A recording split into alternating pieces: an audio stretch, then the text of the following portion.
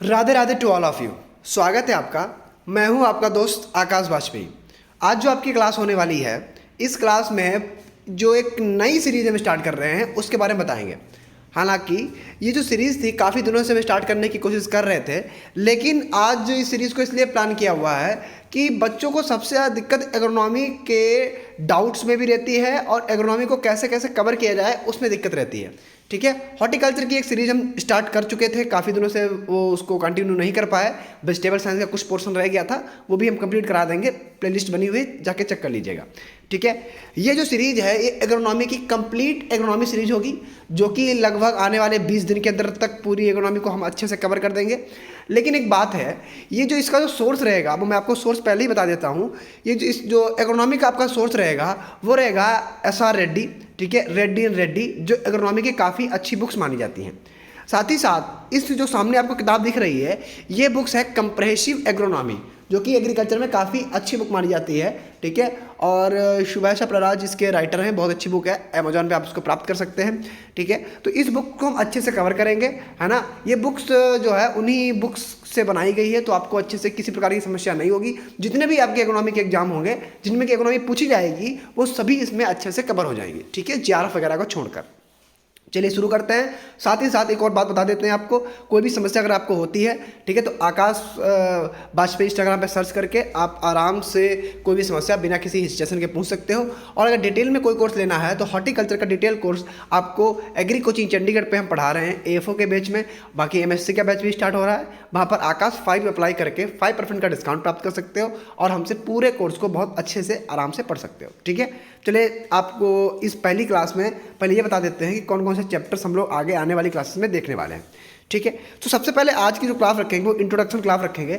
इस introduction class में ऐसा नहीं कि हम लोग कोई थ्योरी तुमको बताएंगे, कोई कॉन्सेप्ट बताएंगे।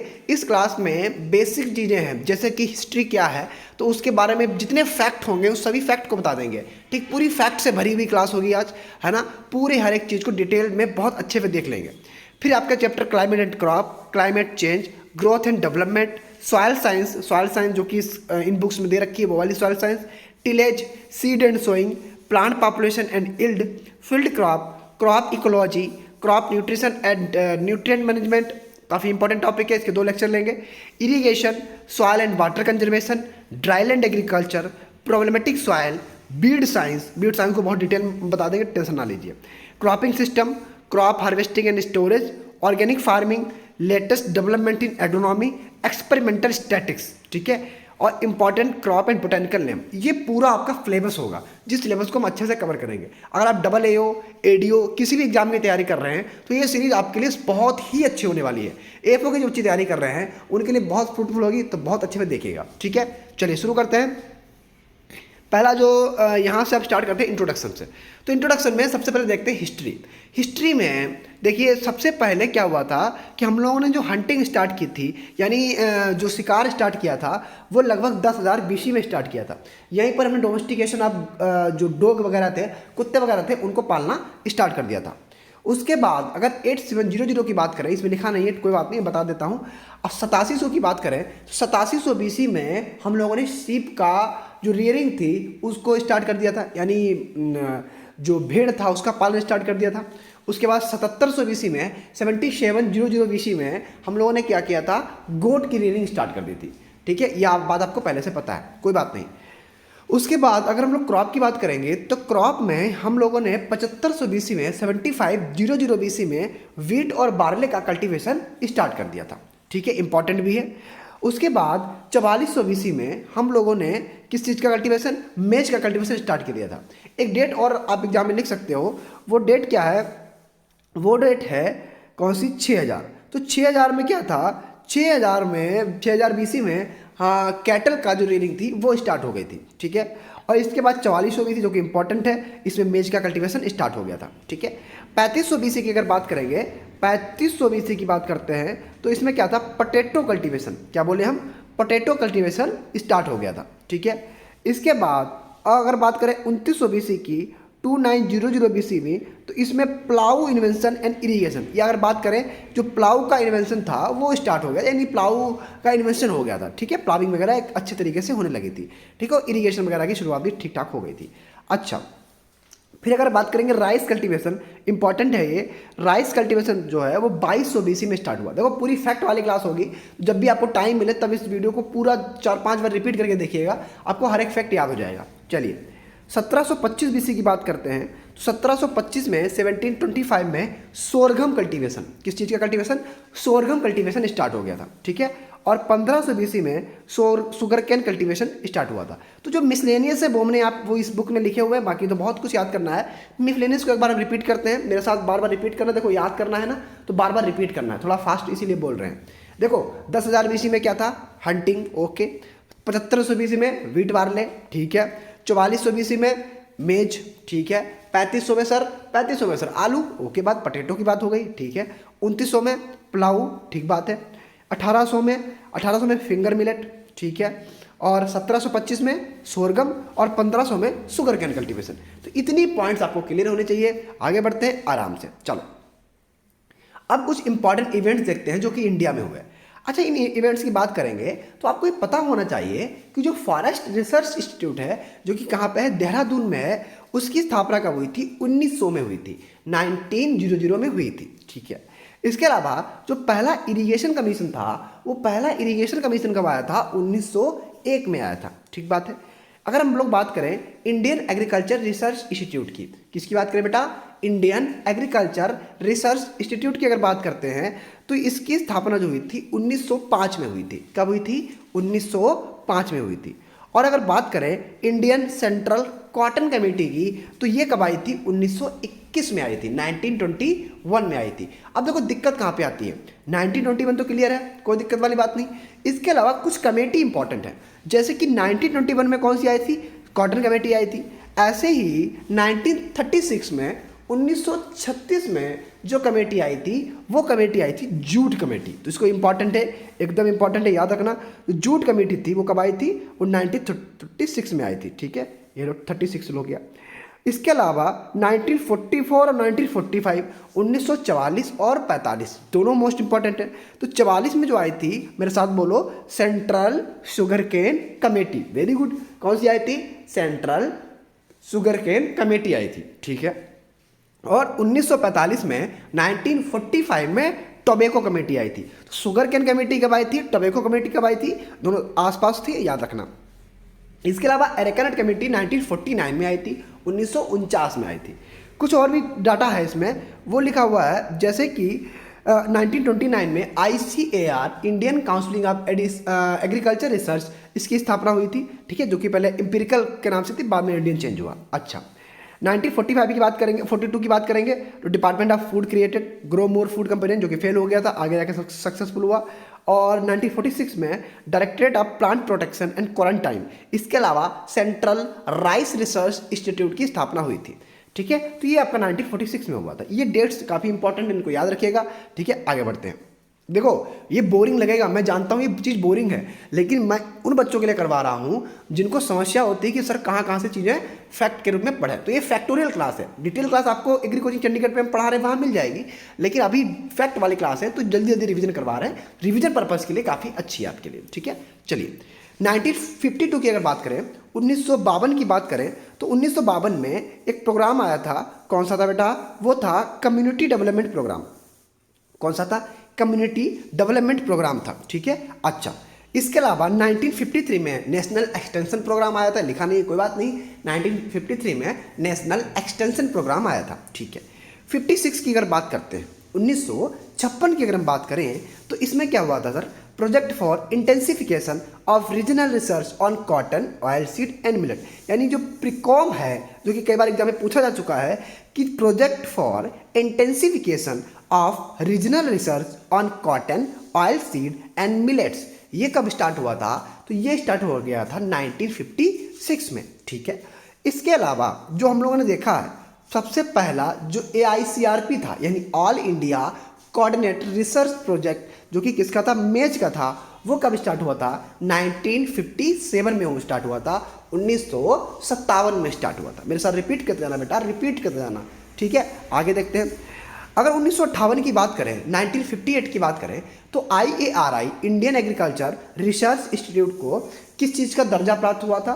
एक डीम्ड यूनिवर्सिटी का दर्जा प्राप्त हो गया था। ठीक है, अच्छा आगे देखते हैं। 1960 में फर्स्ट एग्रीकल्चर यूनिवर्सिटी जो कि पंतनगर में इस टाइम स्टेब्लिश है, ठीक है, पंतनगर में इसकी स्थापना हुई थी। ठीक है, पंतनगर उस टाइम कहाँ था? यूपी में था, अब कहाँ है? उत्तराखंड में है। ठीक है, अच्छा 1965 में इंटेंसिव एग्रीकल्चर एरिया प्रोग्राम, मेरे साथ बोलो, इंटेंसिव एग्रीकल्चर एरिया प्रोग्राम कब स्टार्ट हुआ था? 1965 में हुआ था। इसलिए हम आज सबसे बोरिंग क्लास लेके आए हैं, क्योंकि आज जो आज टिक गया वो आगे भी टिक जाएगा। ठीक है, तो याद रखिएगा। 1966 में 1966 में हाई यील्डिंग वैरायटी प्रोग्राम, तो हाई यील्डिंग वैरायटी कौन सा था? 1966 में था। 1965 में इंटेंसिव एग्रीकल्चर एरिया प्रोग्राम, 1963 में नेशनल सीड कॉर्पोरेशन। ठीक है, 1957 में अगर बात करेंगे तो क्या था? All India coordinate research project, किसका? फॉर मेज का। 1952 में कम्युनिटी डेवलपमेंट प्रोग्राम, बहुत बढ़िया। और 1958 में क्या था? Status of deemed university given to IARI। ठीक है, बहुत बढ़िया, आगे बढ़े आगे, बिल्कुल आगे बढ़ेंगे सर, बढ़ते जाएंगे ऐसे आगे, प्यार से बढ़ते जाएंगे। ठीक, प्यार तो भाई प्यार आर की बात मैं क्या कर रहे हैं। अच्छा कोई बात नहीं, चलो 1966 में हाई यील्डिंग हो गया। 1969 में क्या था? ये सेकंड इरिगेशन कमीशन था। तो फर पहली इरिगेशन कमीशन कब थी? 1901 में थी। और दूसरी कब थी? सर दूसरी जो थी सर जी 1969 में थी। बहुत बढ़िया। ICRISAT की अगर बात करें, international crop research institute of semi arid tropics की जो स्थापना हुई थी 1972 में हुई थी, 1972 में हुई थी। ठीक है, और सबसे important DPAP drought prone area programme, ये कब आया था? 1973-74 में आया था, 1973 और 74 में आया था। ठीक है, अगर बात करेंगे 1974 की, तो 74 में कृषि विज्ञान केंद्र आया था, और सबसे पहला जो कृषि विज्ञान केंद्र था वो पौंडीचेरी में खोला गया था। ठीक है, वर्तमान में 722 के आसपास कृषि विज्ञान केंद्र हैं। ठीक है, साथ ही साथ ये बात याद रखिएगा, जो इस कृषि विज्ञान केंद्र का जो क्रेडिट जाता है वो किसे जाता है? वो चंद्रिका प्रसाद को जाता है। ठीक है, अच्छी बात है। 1975 में क्या था? ARS वगैरह स्टार्ट हो गया था। ठीक है, और 1979 में भी national agriculture research project, national agriculture research project जो था ये भी 1979 में स्टार्ट हो गया था। आप नाबार्ड के बारे में जानते भी हो, जो कि 1982 में स्टेब्लिश हुआ था। सर कब हुआ था? तो इसकी जो स्थापना हुई थी वो 12 जुलाई 1982 में हुई थी। इसका जो फुल फॉर्म है वो क्या है? National bank for agriculture and rural development. ठीक है, तो ये चीज़ आप लोग याद रखिएगा। आगे बात करेंगे तो 1985 में क्या हुआ था? National agriculture extension project start हुआ था। कब हुआ था sir? National agriculture extension project, तो कब हुआ था? 1985 में हुआ था। अच्छी बात है। 1996 में नेशनल जीन बैंक, और 1998 में नेशनल एग्रीकल्चर टेक्नोलॉजी प्रोजेक्ट, और इसके अलावा किसान क्रेडिट कार्ड। ये बात याद रखिएगा, इंपॉर्टेंट है। तो किसान क्रेडिट कार्ड की स्थापना कब हुई थी? 1998 में हुई थी। नेशनल जीन बैंक की स्थापना कब हुई थी? 1996 में हुई थी। और नेशनल एग्रीकल्चर टेक्नोलॉजी प्रोजेक्ट की स्थापना कब हुई थी? 1998 में हुई थी। ठीक बात है। ये सबसे इंपॉर्टेंट है, agree clinic and agri business. हाँ, अभी बैंक ऑफ महाराष्ट्र में पेपर आया, क्वेश्चन आया था। तो एग्री क्लिनिक और एग्री बिजनेस का जो स्थापना हुई थी वो कब, शुरुआत कब हुई थी? एक तरीके से 2002 में हुई थी। ठीक है, इसके अलावा अगर बात करेंगे तो इसके अलावा कुछ डेट्स इंपॉर्टेंट हैं, जैसे कि आपके 2005 नेशनल इनोवेशन प्रोजेक्ट, तो एग्री क्लिनिक 2002 2002, और 2006 जो है ये 2005 जो है ये नेशनल एग्रीकल्चर इनोवेशन प्रोजेक्ट है। ठीक है, कोई बात नहीं। नेशनल रेनफेड एरिया अथॉरिटी 2006 है, और national innovation on climate resilient agriculture 2011 है। ठीक है, अभी बताएंगे, अभी जो लास्ट में पूरा समराइज करेंगे कौन कौन से फैक्ट मोस्ट इंपॉर्टेंट है याद रखने के लिए। इसके अलावा परंपरागत कृषि विकास योजना 2015, सॉइल हेल्थ कार्ड 2015 और DD किसान 2015, ये तीनों आप लोग याद रखेंगे। ठीक है, चलिए अब आपको बताते हैं कुछ इंपॉर्टेंट ग्रीन रेवोल्यूशन, मतलब इंपॉर्टेंट रेवोल्यूशन। ठीक है, महत्वपूर्ण क्रांतियां, और इन क्रांतियों के फादर कौन है आपको नहीं पता होंगे तो इनको नोट कर लीजिएगा। ठीक, जैसे ग्रीन रेवोल्यूशन है, बड़ी इसकी लंबी कहानी है जो आपको यूट्यूब में मैंने करवाई भी थी, बताई भी थी। ग्रीन रेवोल्यूशन जो है फूड ग्रेन प्रोडक्शन से रिलेटेड है। ठीक है, इसके जो फादर वर्ल्ड में है वो कौन है? आप सबको पता है, डॉक्टर नारायण बोरलाग है। और इंडिया में कौन है? इंडिया में MS स्वामीनाथन है। MS स्वामीनाथन का पूरा नाम क्या है? मोनकेम्बो संबशिवान स्वामीनाथन। ठीक बात है। ग्रीन रेवोल्यूशन जो वर्ड है, ये जो टर्म दिया था डॉक्टर विलियम गॉड ने दिया था। किसने दिया था बेटा? डॉक्टर विलियम गॉड ने दिया था। और इन्हें अगर बात करेंगे तो जो एग्रीकल्चर मिनिस्टर थे, ठीक है, जिन्होंने जो सी सुब्रमण्यम नाम था, ठीक है, was also associate with the green revolution, ये भी ऐसे को संबंधित है, अच्छी बात है, ठीक। उसके बाद एग्रीकल्चर मिनिस्टर बन गए थे, है ना, ठीक बात है। गोल्डन रिवोल्यूशन की बात करेंगे तो फ्रूट से, हनी से, हॉर्टिकल्चर प्रोडक्शन से रिलेटेड है। तो फ्रूट, हनी, हॉर्टिकल्चर से रिलेटेड कौन सा है? गोल्डन रिवोल्यूशन है। जो गोल्डन रिवोल्यूशन के पिताश्री हैं वो केल्टिडा भी लिखा रहता है, ठीक बात है, ठीक है। इसके अलावा निरपक्टुटज भी लिखे रहते हैं, अच्छी बात है। ग्रे रिवोल्यूशन की बात करेंगे तो इसके यहाँ फर्टिलाइजर प्रोडक्शन से है, तो फर्टिलाइजर के लिए कौन सी है? ग्रे रिवोल्यूशन है। ब्राउन रिवोल्यूशन फ्रूट प्रोसेसिंग से है, या फर्टिलाइजर प्रोडक्शन भी लिखा रहता है, लेकिन मेनली किससे? फ्रूट प्रोसेसिंग से है, ठीक है। ब्लू रिवोल्यूशन की बात करेंगे फिश से, आप जानते भी हो, हाँ, इसके फादर नहीं जानते होगे तो लिख लेना। ब्लू रिवोल्यूशन के जो फादर हैं डॉक्टर अरुण कृष्ण है, कृष्णा है, कौन है भाई? अरुण कृष्ण है, ठीक है, अच्छी बात है। पिंक रिवोल्यूशन जानते भी हो आप, प्रॉन से प्रोडक्शन है, प्रॉन ऑनियन से, और इसके जो फादर हैं दुर्गेश पटेल हैं, इन्हें फादर कहा जाता है। राउंड रिवोल्यूशन पोटैटो से है सर। रेड रिवोल्यूशन मीट से है या टमाटो प्रोडक्शन से है, और इसके फादर कौन है? विशाल तिवारी जी हैं, ठीक है, अच्छा। सिल्वर की बात करेंगे तो एग से रिलेटेड है, और इंदिरा गांधी जो हैं इसकी फादर मानी जाती है, हालांकि मदर कहना चाहिए लेकिन फादर है, ठीक बात है, अच्छा। व्हाइट रिवोल्यूशन मिल्क प्रोडक्शन याद रखना, 26 नवंबर आज के दिन ये वीडियो बना रहे हैं तो इंपॉर्टेंट भी है, ठीक है। और वर्गीश कुरियन इसके कौन है? फादर है। येलो रिवोल्यूशन की बात करेंगे तो ऑयल सीड प्रोडक्शन से है, ठीक। Sam Pitroda known of father of yellow revolution, father of yellow revolution बोल देते हैं, ठीक है। वीडियो कल अपलोड करेंगे तो इसलिए डेली 9 बजे का टाइम याद रखना, डेली 9 बजे अपलोड कर दिया करेंगे, ठीक। नाइट में हमको टाइम मिलेगा, तो अभी मैं अगर आपको टाइम दिखाऊं तो गलत नहीं होगा कि 11:58 हुआ है, ठीक। तो आप सबके लिए वीडियो बना रहे हैं ताकि जो अच्छे बच्चे हैं जिन्हें फैक्ट नहीं मिल पाते उन्हें मिल जाए। थोड़ा सा अगर अच्छा लगे तो इसको अच्छे से शेयर वगैरह भी कर देना, ठीक है। हम जानते हैं यहाँ तक बच्चे वही कम ही रुकते हैं, इतने आलसी हो जाते हो आजकल, आपको वो ज्ञान वही चाहिए, प्यारी प्यारी बातें चाहिए लव और मोहब्बत की, तो उसके बाहर निकलो, थोड़ा सा यहाँ भी ध्यान लगा लो, ठीक है। आगे देखो, हाँ, तो येलो रिवोल्यूशन कौन है बता दिया हमने, हाँ, तो इसके फादर कौन है? सैम पेट्रोडा जी हैं, ठीक है। रेनबो के कौन है? नीतीश कुमार है, जो ऑल राउंड ग्रोथ से रिलेटेड है, ठीक है, जितने भी एग्रीकल्चर सेक्टर में हैं। बाकी इसके फादर नीतीश कुमार हैं, तो ऑयल सीड के सैम पेट्रोडा और रेनबो के नीतीश कुमार जी। एवरग्रीन के MS स्वामीनाथन हैं, ठीक है, ये food, nutrition, environmental security to future generation, इन सबसे रिलेटेड है, ठीक। कुछ ICR के अवार्ड्स हैं, वो भी फटाफट देख लो, फटाफट से देखते जाओ, टेंशन बिल्कुल नहीं लेंगे। Sardar Patel outstanding ICR institute award, जो सरदार पटेल अवार्ड है, जो कौन सा इंस्टीट्यूट जो ICR के अंदर आता है वो सबसे अच्छा परफॉर्म करता है, तो उसे कौन सा मिलता है बेटा? उसे सरदार पटेल अवार्ड मिलता है। चौधरी देवी लाल आउटस्टैंडिंग अवार्ड किसे मिलता है? ये जो IICRP हैं, all India coordinate research project हैं, इनमें जो सबसे अच्छा रहता है उसे मिलता है AICRP अवार्ड, ठीक है। इसके अलावा रफ़ी अहमद किदवई अवार्ड जो है एग्रीकल्चर एलाइड साइंस में मिलता है, ठीक है, जो मोस्ट ऑनरेबल अवार्ड है एग्रीकल्चर एलाइड साइंस का, याद रहे, इंपॉर्टेंट है, याद रखिएगा। इसके अलावा फ़खरुद्दीन अली अहमद अवार्ड जो है ट्राइबल एरियाज़ के लिए काफ़ी अच्छा माना जाता है, तो ट्राइबल एरियाज़ के लिए कौन सा है? फ़खरुद्दीन अली अहमद अवार्ड है, ठीक। इसके अलावा हरिओम आश्रम ट्रस्ट अवार्ड जो है, ये रिसर्च पेपर वगैरह होते हैं उनमें काफ़ी अच्छा माना जाता है, ठीक है, चलो। हाँ, जो जवाहरलाल नेहरू अवार्ड किससे है? ये PhD थीसिस में, जो सबसे अच्छी थीसिस लिखता है PhD में, वह जवाहरलाल नेहरू अवार्ड दिया जाता है, ठीक है। चल रहा है ना भाई साहब? बिल्कुल चल रहा है, अच्छा।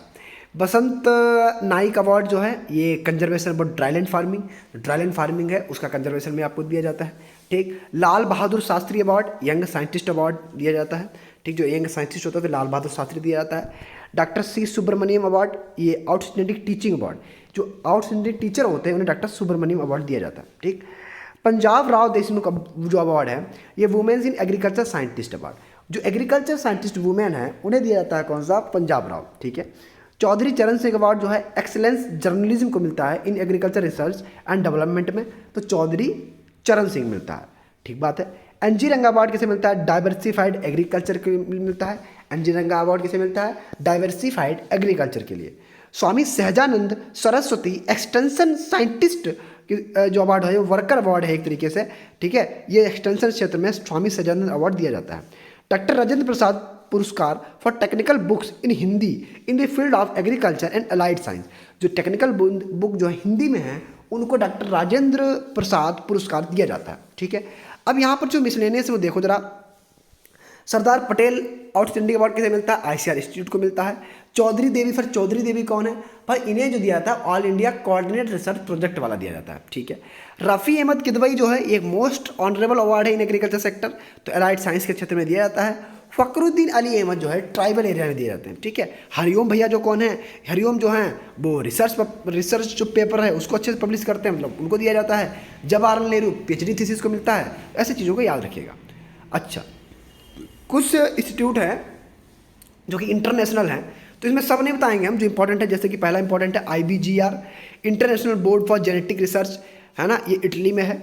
इसके अलावा सेंटर इंटरनेशनल एग्रीकल्चर ट्रॉपिकल जो है ये कहाँ पे है, ये कोलंबिया में है। और ये इसका दूसरा वाला है वो नाइजीरिया में है, ठीक है। वो यहाँ पर सेंटर की जगह नहीं इंटरनेशनल लिखा रहता है, थोड़ा थोड़ा फर्क रहता है। इक्रिसेट जानते हो हैदराबाद में है, ठीक है। इकाडा जानते हो सीरिया में है, international centre for agriculture research in dry areas, ठीक। IITA international institute of tropical agriculture Nigeria में है। और सेंट्रल इंटरनेशनल ट्रॉपिकल एग्रीकल्चर जो है कहाँ पे है, कोलंबिया में है, ठीक है। सेंट्रल और इंटरनेशनल का फर्क है। इंटरनेशनल राइस रिसर्च जानते हो फिलीपींस में है, ठीक है। बाकी चीज़ों को एक बार स्क्रीनशॉट लेके पढ़ लीजिएगा। अच्छा, कुछ नॉन इंस्टीट्यूट्स हैं, उनका स्क्रीनशॉट आप ले सकते हो। आगे देखते हैं, सब इंपॉर्टेंट डेट्स हैं एग्रीकल्चर में। जैसे वेटलैंड है, वेटलैंड डे जो है 2 फरवरी को मनाते हैं, ठीक है। जो वेटलैंड डे है, आर्द्र भूमि दिवस है, वो 2 फरवरी को मनाते हैं।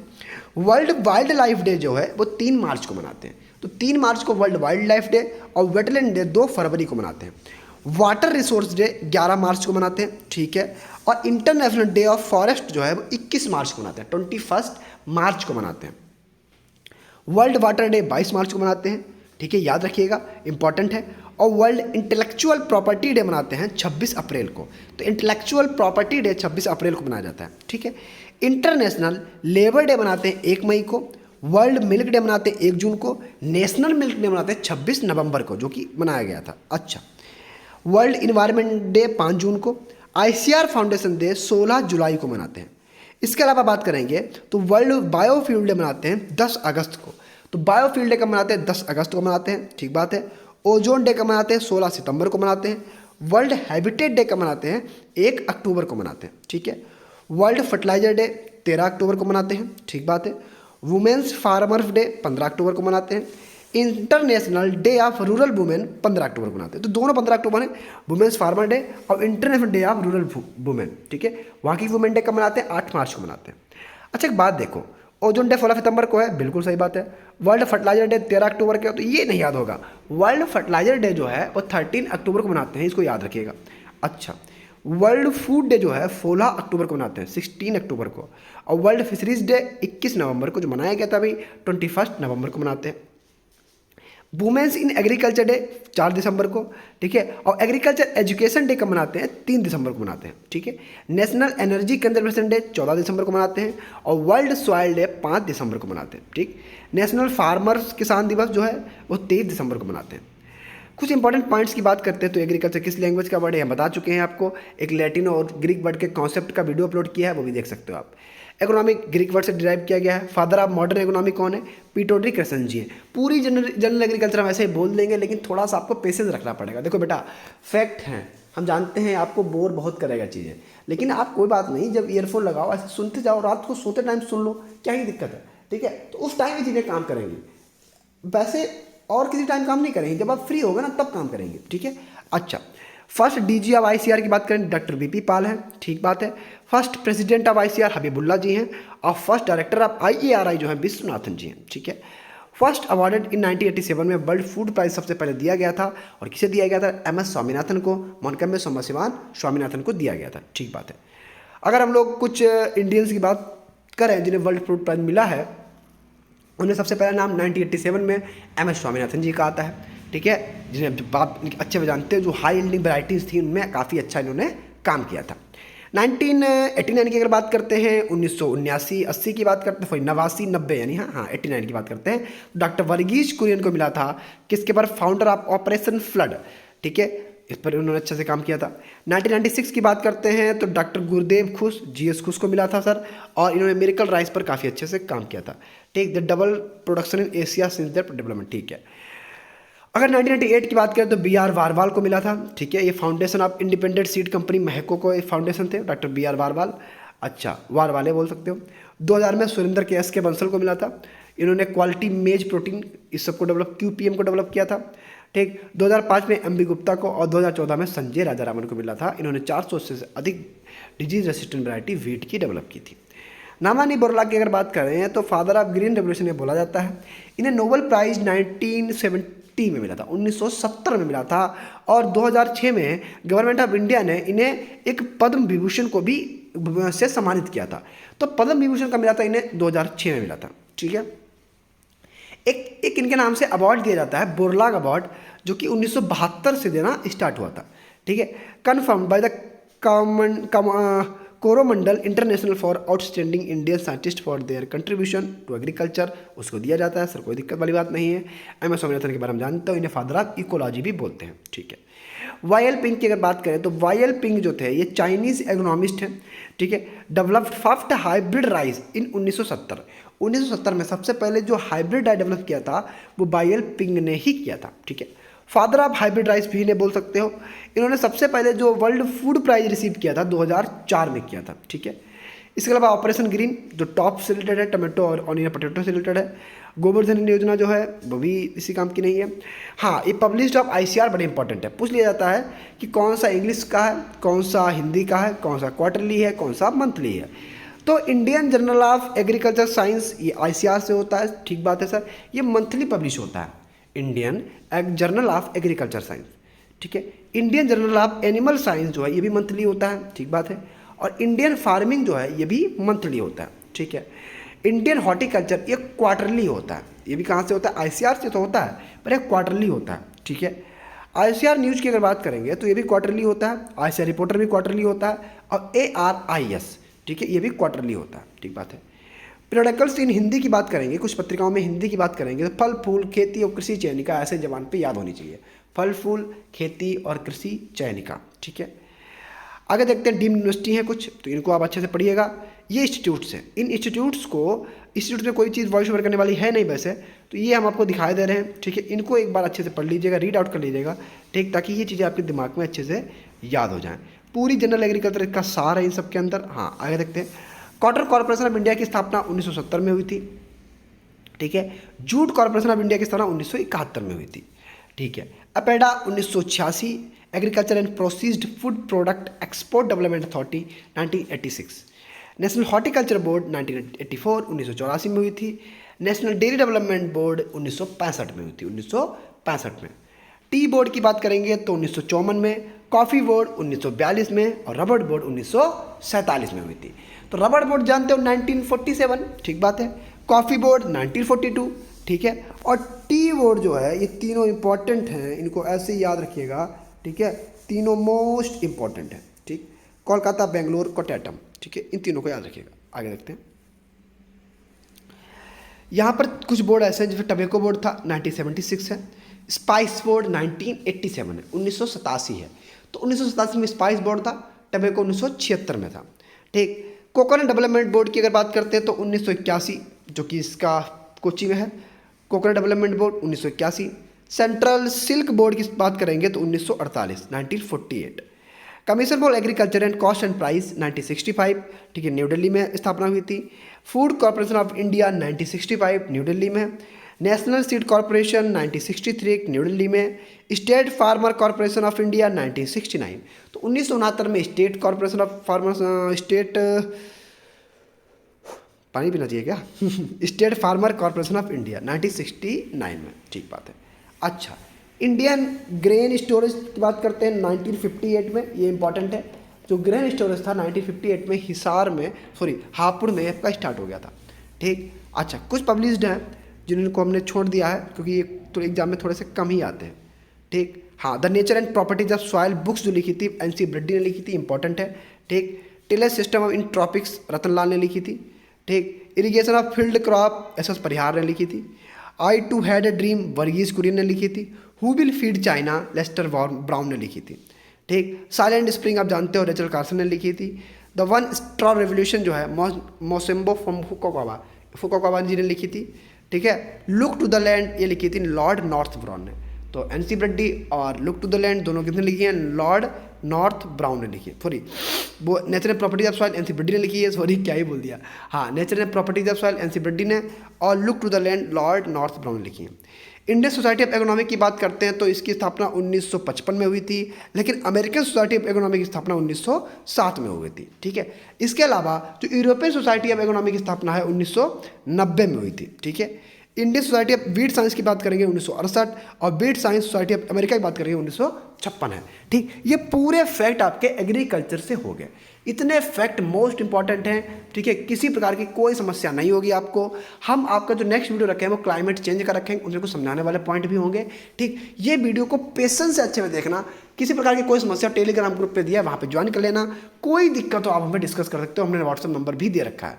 ठीक है, बस यार क्या है, थोड़ा सा एग्रीकल्चर को सीरियसली पढ़ना। एग्रीकल्चर याद करने वाला है तो आपको बहुत अच्छे से प्यार से याद करना है। नेक्स्ट वीडियो मिलते हैं। Radhe Radhe, thanks to all. अपने से अच्छे से ख्याल रखिएगा।